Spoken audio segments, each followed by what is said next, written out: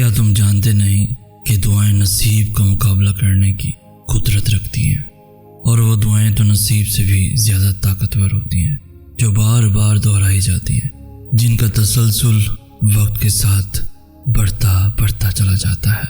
اس لیے جب کوئی چیز تمہارے نصیب کا حصہ نہیں ہوتی تو اللہ تمہیں اس چیز کو اپنا بنانے کے لیے وقت دیتا ہے، تاکہ تم اسے اتنا مانگو کہ نصیب وہ چیز تمہیں دینے پہ مجبور ہو جائے۔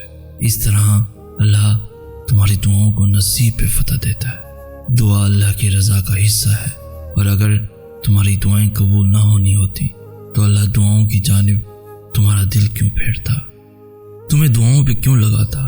توکل رکھو، کیونکہ توکل کرنے والوں کے لیے اللہ ناممکن ذریعوں سے ایسے ناممکن معجزے لاتا ہے جنہیں دیکھ کر عقل دنگ رہ جاتی ہے۔ تمہاری دعائیں یا تو تمہاری زندگی بدل دیں گی یا پھر تمہیں بدل دیں گی، مگر رائے گاں کبھی نہیں جائیں گی۔ یہی تمہارے اللہ کا تم سے وعدہ ہے۔ اللہ جب کسی کام کو کرنے کا ارادہ کر لیتا ہے تو وہ اسے کر گزرتا ہے، پھر وہ یہ نہیں دیکھتا کہ کیا یہ تمہارے مقدر میں تھا بھی یا نہیں۔ تو پھر تم کیوں لوگوں کی باتوں سے ڈر جاتے ہو؟ کیوں اللہ کی قدرتوں سے مایوس ہو جاتے ہو؟ اللہ تمہاری دعاؤں کے لیے دنیا سے رائے نہیں لیتا۔ جب تمہارے اللہ کو دنیا سے فرق نہیں پڑتا تو پھر تمہیں کیوں پڑتا ہے؟ جب تمہارے اللہ کو تمہاری دعاؤں پہ اتنا یقین ہے تو پھر تمہیں کیوں نہیں ہے؟ کیا اللہ تمہارے لیے کافی نہیں؟ یہاں اللہ خود تم سے سوال کر رہا ہے کہ کیا میں تمہارے لیے کافی نہیں؟ کیا میری رضا تمہارے لیے کافی نہیں؟ تو پھر اس سے بڑی قبولیت کی دلیل اور کیا ہو سکتی ہے؟ معجزے کرنے والے سے بہتر تمہیں معجزوں کا یقین اور کون دلا سکتا ہے؟ جیسے تمہارے اللہ کو بس تمہاری دعاؤں سے غرض ہے، ویسے ہی تمہیں بھی بس اللہ کی رضا سے غرض ہونی چاہیے۔ لوگ پھر جو بھی کہیں، جیسے اللہ تمہارے مانگنے پہ شک نہیں کرتا، ویسے ہی تمہیں بھی اس کی عطاؤں پہ شک نہیں ہونا چاہیے، کیونکہ جس کے ساتھ اللہ ہو اسے نصیب تو کیا دونوں جہاں کی طاقتیں بھی مل کر نہیں ہرا سکتی۔ تمہارے اللہ کا ایک کن کے سامنے یہ دنیا اور یہ ہاتھوں کی لکیریں سب بیکار ہے۔ اللہ کے سوا تمہیں کوئی بھی مطمئن نہیں کر سکتا۔ اللہ جانتا ہے ہر اس درد کو جسے تم لفظوں میں بیان نہیں کر سکتے، ہر اس خوف کو جو تمہیں اندر ہی اندر کھائے جا رہا ہے، ہر اس دعا کو جس کے پورا ہونے کے انتظار نے تمہیں تھکا دیا ہے۔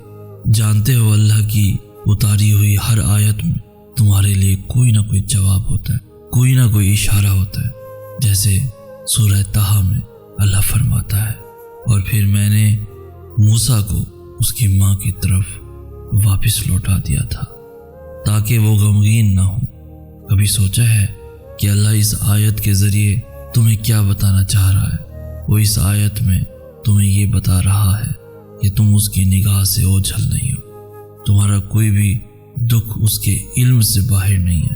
اللہ کو کتنی فکر تھی موسیٰ کی ماں کے دل میں اٹھتی ہوئی تکلیف کی کہ اللہ نے فوراً انہیں ان کی ماں کے پاس واپس بھیج دیا۔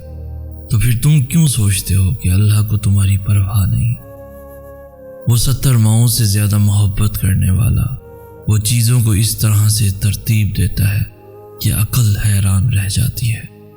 وہ وسائل وہاں سے پیدا کرتا ہے جہاں سے امید بھی پیدا نہیں ہو سکتی۔ اس نے سنا ہے تمہیں، اور وہ تمہیں وہ سب دینے کے لیے تیار ہے جس کا تمہیں خواب دکھایا تھا۔ بس انتظار کرو، کیونکہ معجزے وقت مانگتے ہیں اور وقت صبر۔ مسکرانے کا بھی اجر دینے والا رب کیسے پھر تمہیں تمہارے آنسوؤں کا صلہ نہیں دے گا؟ اللہ اس دل کو کبھی اپنے کن سے محروم نہیں رکھتا جو ٹوٹ کر بھی وقت تہجد اللہ کو منانا نہیں چھوڑتا۔ تہجد کے سجدوں میں مانگی گئی چاہتیں اللہ قیامت تک سلامت رکھتا ہے۔ تم مانگنے کا حق ادا کر چکے ہو، اب اپنے اللہ کے معجزوں کا انتظار کرو، اور یقین رکھو تمہارا اللہ بہترین طریقے سے دعائیں قبول کرتا ہے، اور بہت جلد اللہ تمہاری چاہت کو راحت بنا کر تمہارے قریب لے آئے گا، اور تمہیں خبر بھی نہ ہوگی تم جو کر سکتے تھے تم نے کر لیا، اب اللہ کی باری ہے۔ اور یاد رکھو کہ اللہ کی مدد تب آتی ہے جب قبولیت کا صرف تصور کرنا بھی ناممکن ہو جاتا ہے۔ اللہ معجزوں سے پہلے دعاؤں کے وسیلے بناتا ہے، وہ راستوں سے پہلے تمہیں ان کے لیے تیار کرتا ہے۔ تم ابھی جس جگہ پہ ہو اس جگہ سے گزر کر ہی تمہیں وہاں تک لایا جائے گا جہاں تم جانا چاہتے ہو۔ تمہیں لگتا ہے کہ جو دروازے تم نے سوچ رکھا تھا بس اسی کے کھلنے سے تم اس تک پہنچ سکتے تھے جو تم نے چاہا تھا، لیکن کیا تم نے کبھی یہ سوچا ہے کہ اگر اللہ کی پسند کا راستہ تمہیں اس چیز تک لائے گا جسے تمہاری دعائیں بھی تم تک نہیں لا سکتی تو کیا کرتے؟ ہو سکتا ہے کہ جس وقت وہ چیز تم مانگ رہے تھے اگر وہ اسی وقت تمہیں مل جاتی تو وہ زیادہ دیر تک تمہارے پاس رہ ہی نہ پاتی، تو پھر تم کیا کرتے؟ ہو سکتا ہے کہ اللہ کو تمہارا یقین اور تمہارا مانگنا اتنا پسند آ گیا ہو کہ اللہ نے اس چیز کو ہمیشہ کے لیے تمہارا بنانے کے لیے یہ دیر کی ہو۔ صلہ بنانے کے لیے اللہ انتظار بھی بڑھا دیتا ہے، اور تمہیں تو اندازہ بھی نہیں ہے کیسے تمہارا اللہ آنکھ کے سامنے اور آنکھ کے اندر کا منظر بدل دیتا ہے۔ تمہارا اللہ پل میں کیا سے کیا کر دے تم تو یہ سوچ بھی نہیں سکتے۔ اللہ کو اس دل سے پیارا اور کیا ہوگا جو روز تہجد کے سجدوں میں ٹوٹ کر اس کے سامنے بکھر جاتا ہے لیکن پھر بھی اس کے معجزوں کے لیے دھڑکتا رہتا ہے۔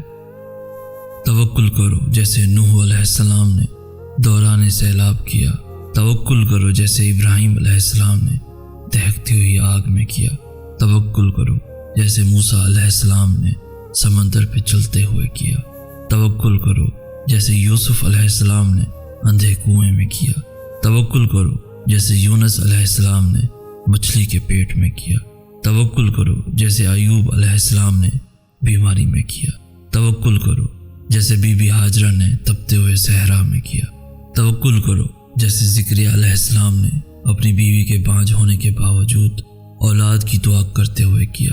بس یقین رکھو، اندھا یقین، پھر دیکھو کیسے مقدر بدلتے ہیں، کیسے آزمائشوں کے پہاڑ ریزہ ریزہ ہو کر ٹوٹ جاتے ہیں، کیسے معجزوں کے دروازے کھلتے ہیں۔ اللہ تو ان کا ہی دعائیں بھی جانتا ہے، لیکن اسے پسند ہے جب تم خود اس سے مانگتے ہو۔ جیسے ایک دفعہ دوران وحی جب موسیٰ علیہ السلام خاموش بیٹھے تھے تو اللہ نے فرمایا، اے موسیٰ یہ تمہارے دائیں ہاتھ میں کیا ہے؟ تو موسیٰ کہنے لگے، یہ میری لاٹھی ہے، میں اس پر ٹیک لگاتا ہوں یا اللہ، اور میں اکثر اس کے ساتھ بکریوں پر پتے بھی جھاڑتا ہوں۔